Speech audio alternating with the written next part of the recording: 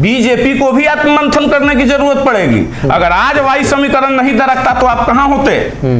अब सातों दल टकरा रहे हैं और 6 महीना पूरा होते होते इनका टंट घंट प्रारंभ हो जाएगा। कह रहे हैं कि कुर्मी और कोयरी ने जदयू राजद को बीजेपी को वोट दिया, बीजेपी को वोट दिया।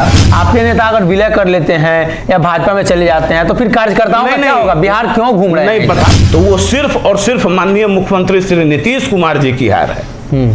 तो अगला चुनाव में तेजस्वी के नेतृत्व में चुनाव लड़ेंगे, असंभव हो जाएगा, कुछ असर होगा, असंभव हो जाएगा। उनके मुख्यमंत्री रहते बिहार की गद्दी पे तेजस्वी यादव कभी आसीन नहीं हो सकते हैं। जी। बिहार गठबंधनों के दौर से गुजर रहा है और बिहार चुनावी मोड में भी है। लगातार चुनाव हो रहे हैं। आम चुनाव को अगर छोड़ दिया जाए तो उसके बाद बिहार ने 3-4 चुनाव को देख लिया और ये सभी चुनाव उपचुनाव ही थे। लेकिन इसी बीच बिहार में कई पार्टियों के अंदर तोड़फोड़ की स्थिति, कई पार्टी में बिखराव हुए और जिसमें एक जनता दल यूनाइटेड थी। जदयू से बाहर निकले आरसीपी सिंह लगातार घूम रहे हैं बिहार के अलग अलग हिस्सों में। उनके पार्टी की तरफ से अमित सिंह है मौजूद हैं, अक्सर हमारे साथ डिबेट में मौजूद रहते हैं। आज आरसीपी सिंह के अगले दौरे की चर्चा करेंगे और साथ ही मुख्यमंत्री नीतीश कुमार के एक बयान की चर्चा करेंगे जो काफ़ी ज़्यादा बिहार की सियासत में वायरल हो रही है। सबसे पहला सवाल कि क्या आपको लगता है कि अब आप लोग बिहार की यात्रा को पूरी कर चुके हैं तो अब आप लोगों को दल बना लेना चाहिए? नहीं, लगभग बिहार की यात्रा को सनी जी हम लोग पूरी कर चुके हैं। कुछ सीमांचल का क्षेत्र अभी बाकी है और बस उसको पूरे करने के बाद उस पर निर्णय, चूंकि वो उस निर्णय के लिए अधिकृत कर दिए गए हैं, रामचंद्र बाबू को अधिकृत सारे लोगों की तरफ से कर दिया गया है। फिर जो उनका निर्णय होगा वो सभी को मान्य होगा। बिहार में नीतीश कुमार के विरोध करने वाले में कई लोग थे, कई लोगों ने नीतीश के सामने हथियार डाल दिया और कई लोग राजनीति से बाहर हो गए। शरद यादव, उनका आता पता नहीं है। तेजस्वी यादव के पिता लालू प्रसाद यादव अंत में नीतीश के शरण में आ गए। सबसे बड़े नीतीश के विरोधी उपेंद्र कुशवाहा आज नीतीश कुमार के साथ हैं। तो आप लोग भी इतना विरोध कर रहे हैं, दल बना नहीं रहे हैं, तो क्या भारतीय जनता पार्टी में विलय कर लेंगे, भाजपा के साथ राजनीति करेंगे या फिर से नीतीश कुमार के साथ आ जाएंगे? देखिए, कौन क्या किए और भविष्य में क्या हुआ इन बातों पे हम नहीं जाना चाहते हैं। हमारा क्लियर कॉन्सेप्ट है जी, प्रारंभ से ही रहा है कि हम अपने कार्यकर्ताओं की मनोदशा और जनता की मनोदशा, जो हमारे समर्थक जनता है उनकी मनोदशा जानने के उपरांत ही हमारे नेता यह निर्णय लेंगे कि वो क्या करेंगे। हाँ, इतना तय है कि वो 2 काम अवश्य करेंगे। पहला, वो जो राज्य हित में होगा, दूसरा जो कार्यकर्ताओं के हित में होगा। आप जिन लोगों का, आदरणीय जो भी माननीय लोगों का नाम लिए, तो उनके जैसा चरित्र इनका नहीं है। चरित्र इन द सेंस राजनीतिक चरित्र। जैसे माननीय उपेंद्र कुशवाहा जी के बारे में आप ले लें तो उनको जब विलय करना हुआ तो आज आप नहीं देख रहे होंगे कि जदयू में 1-2-4 छोड़ के कहीं उनके कोई लोग नजर आ रहे हैं, सबको नजरअंदाज कर दिए। तो यहाँ वो स्थिति नहीं है। यहाँ हम बिहार में लंबी लड़ाई लड़ने के लिए, एक लंबी लकीर खींचने के लिए आगे निकले हैं, न कि सत्ता सुख में। आपके सामने तो सवाल वही उठता है कि उपेंद्र कुशवाहा ने विलय कर लिया या जो भी किया, उनके 1-2 लोगों को फायदा हुआ। आपके नेता अगर विलय कर लेते हैं या भाजपा में चले जाते हैं तो फिर कार्यकर्ताओं का क्या होगा? बिहार क्यों घूम रहे हैं? नहीं, बता तो रहे हैं, वही बता रहे हैं कि भाई हम लोग एक लंबी लड़ाई लड़ने के लिए निकले हैं। हम कुर्सी के मुंह के लिए नहीं निकले हैं। अगर कुर्सी का मुंह बना ही रहना चाहता तो हम तो सत्तासीन थे ही ना। हमारी पार्टी जो पुरानी पार्टी थी वो जदयू, वो तो उसमें तो सत्तासीन थे रामचंद्र बाबू। ठीक है, टिकट नहीं मिला था, कौन सी बड़ी बात थी, कुछ नहीं था। वो अगर इस बात का सिर्फ विरोध नहीं करते, माननीय मुख्यमंत्री जी के इस निर्णय के साथ सिर्फ चले जाते, उसमें अपनी हामी भर दी होती कि आप महागठबंधन के साथ चले जाइए, एनडीए के जनमत का अपमान करके महागठबंधन के साथ चले जाइए, तो फिर कुछ नहीं होता। हम भी आज आराम से सत्ता का सुख ले रहे होते। लेकिन हम उसके लिए नहीं आए हैं कि हम विलय करेंगे, हम कहीं मर्ज कर जाएंगे, हम उसके लिए नहीं आए हैं। अब ये लोग छटपटा रहे हैं विलय और मर्ज के लिए। हम सभी यानी रामचंद्र बाबू और उनके सारे लोग एक लंबी लड़ाई लड़ने के लिए आगे निकले हैं और ऊपर वाले का साथ और जनता का आशीर्वाद रहा तो एक लंबी लकीर अवश्य। अच्छा, आपने कल एक तस्वीर देखी, नीतीश कुमार ने तेजस्वी यादव का हाथ ऊपर करके बोला आशीर्वाद दीजिए सब लोग, अब तो यही सब कुछ है। फिर मुख्यमंत्री की चर्चा हो गई है, नीतीश कुमार ने तो कल बड़े मंच से ऐलान कर दिया। देखिए, मुख्यमंत्री जी, हमारे आदरणीय मुख्यमंत्री श्री नीतीश कुमार जी जैसा बाजीगर कलाकार, लेकिन एक बात माननी पड़ेगी कि वो तेजस्वी यादव जो बिल्कुल 1000 डिग्री पे रन करते थे, 100 डिग्री भी नहीं 1000 डिग्री पे रन करते थे, उनको भी अर्श से फर्श पर लाके और बिल्कुल प्लेन लेटवा दिया है माननीय मुख्यमंत्री जी ने। ये तो क्रेडिट उनको जाता है, नीतीश कुमार जी का टैलेंट है। बिल्कुल बिल्कुल बिल्कुल, वो तो मतलब एकदम आइडियल स्टूडेंट की भांति ऐसे करके पीछे सिर्फ खड़े रहते हैं और उनको यही दिलासा देते रहेंगे। लेकिन इतना आप मान लीजिए कि माननीय मुख्यमंत्री श्री नीतीश कुमार जी के जीते जी उनके मुख्यमंत्री रहते बिहार की गद्दी पे तेजस्वी यादव कभी आसीन नहीं हो सकते हैं जी। अच्छा, नीतीश कुमार ने 50% से आरक्षण की जो सीमा है उसको बढ़ाने की बात कही है। क्या लगता है नीतीश कुमार ये कार्ड क्यों खेल रहे हैं, बार बार आरक्षण वाला, जातीय जनगणना वाला? जी बिल्कुल बिल्कुल बिल्कुल, बहुत अच्छा सवाल किया है आपने जी। आप भी एक युवा हैं, हम भी एक युवा हैं। कुछ बात जो हम अपने युवा साथियों को बताना चाहते हैं जी, कि सबसे पहली बात कि यह आरक्षण आरक्षण आरक्षण जो यह जपते हैं, तो इस देश में निश्चित होके निश्चिंत होके वे सारे हमारे भाई रहें जिन्हें आरक्षण का लाभ मिलता है, वह मिलता रहेगा, कोई इसको समाप्त नहीं कर सकता है। पहली ये बात। दूसरी बात है कि आप देखेंगे, एक प्रैक्टिकल के तौर पे बताते हैं कि 50% से अधिक कानूनी प्रावधान अपने यहाँ नहीं है और ये सिर्फ ये आईवास कर रहे हैं, एक गूगली बॉल जो नहीं होता है फेंकना कि फेंक दिए हम आपके ऊपर, ये सिर्फ युवाओं को दिग्भ्रमित करना।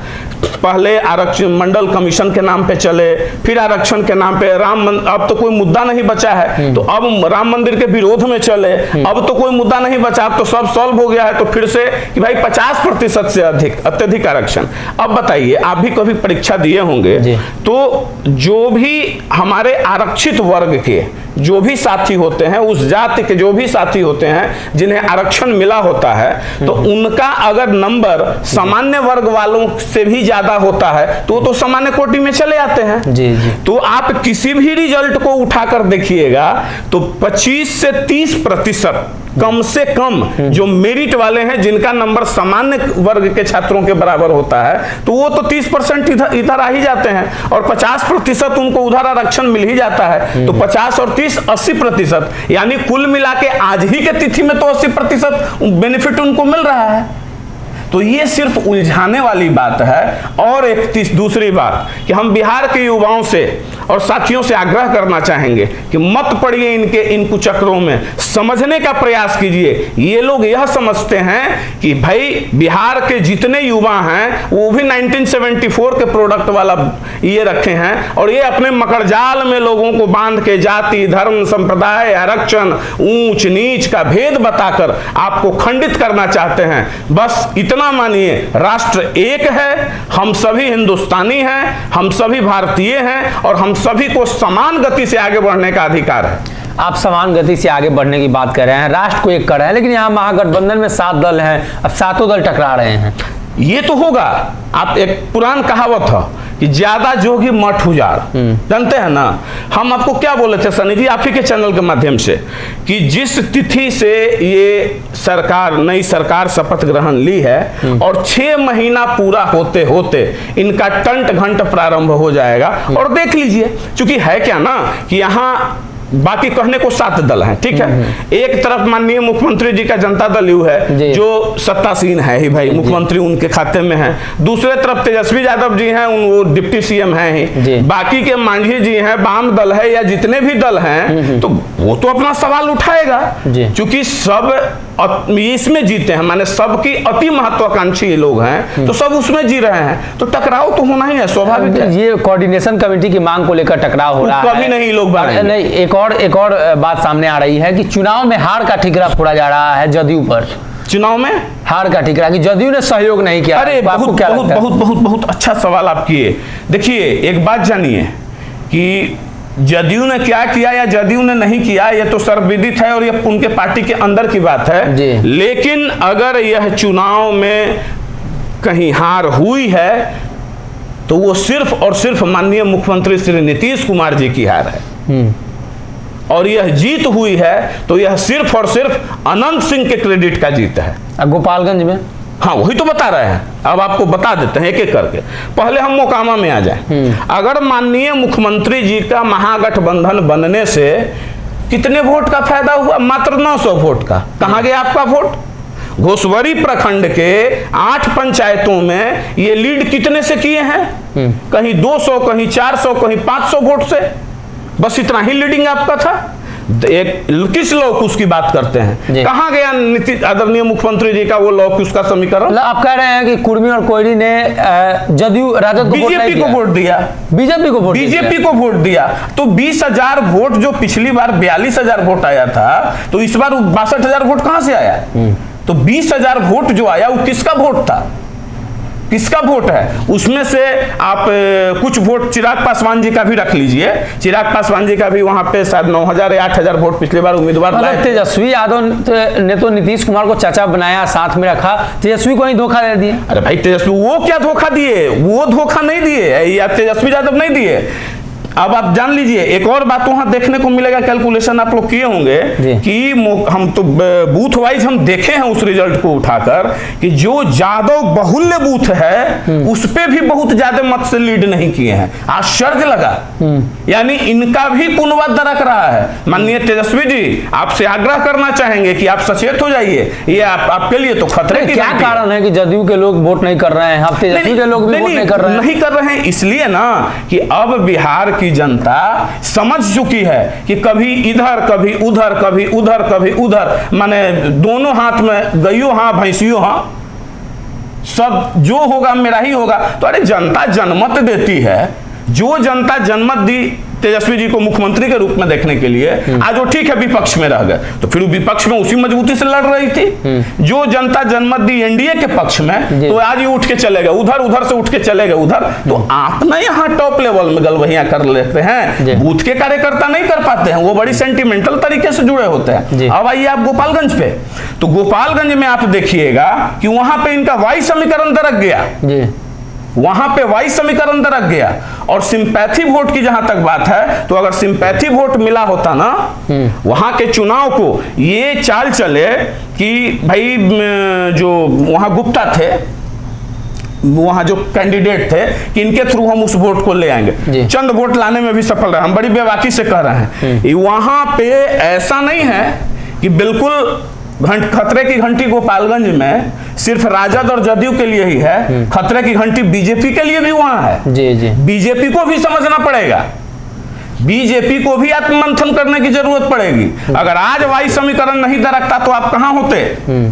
लेकिन क्या है कि मजबूती से लड़ा, चुनाव बहुत कांटे का टक्कर था, लेकिन जीत तो जीत होती है। क्या लगता है कि ऐसे अगर परिस्थितियां रही महागठबंधन की, तो अगला चुनाव में तेजस्वी के नेतृत्व में चुनाव लड़ेंगे? असंभव हो जाएगा, कुछ असर होगा, असंभव हो जाएगा। हाँ। असंभव हो जाएगा, मुख्यमंत्री नहीं बन पाएंगे, बिल्कुल नहीं बन पाएंगे, एकदम आप लिख लीजिए। और ये तो दिवा स्वप्न की बात है, आप भूल जाइए ना, हम आपको पहले ही बोले ना शुरुआत में कि माननीय मुख्यमंत्री जी जब तक हैं तब तक वो तेजस्वी यादव को मुख्यमंत्री नहीं बनने देंगे। वो आप डिप्टी सीएम बन के रहिए, बस उतना ही काफी है। जहां होंगे वहां हाथ पकड़ के इस तरह से उठा देंगे, कहीं कह देंगे कि भाई इन्हीं को बढ़ाना है। इतना ही स्वप्न में आप एक मृग तृष्णा में पाले हुए रहिए और घूमते रहिए। क्या अब एक सीट पर जो उपचुनाव होने वाले हैं, अब जदयू राजद की लड़ाई को छोड़ ही देते हैं, आप लोग उतर रहे हैं कि नहीं उस सीट पर? देखिए अभी जैसे मोकामा सीट पे हम आपको बताए थे कि मोकामा सीट पे भाई कोई जरूरत महसूस नहीं किए हम लोग, चूंकि जानते थे घोसवरी प्रखंड में हम लोग थे, धानुक समाज का एक अच्छा खासा मत था,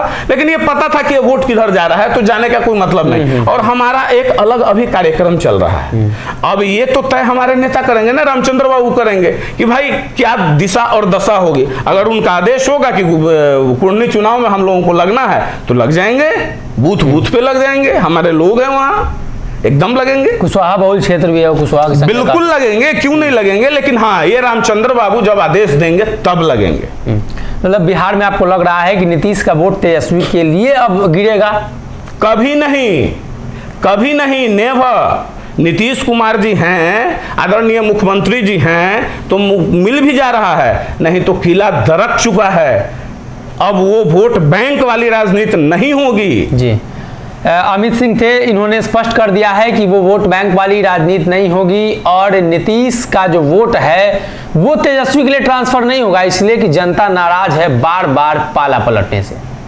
अगर ये वीडियो पसंद आई और वह बिहार के राजनीति और बिहारियत से सरोकार रखेनी तो सब्सक्राइब बटन दबा के चैनल के सब्सक्राइब कर ली। ओजे एगो घंटी बा, ओकरा बटन दबा देला से कुल सटीक और मारक खबर रुआ मुफ्त में मिल जाई। अगर रुआ पत्रकारिता के हमनी के नया प्रयोग में सहयोग कर चाहतानी तो ज्वाइन बटन दबा दी। पेटीएम नंबर नोट कर ली 938681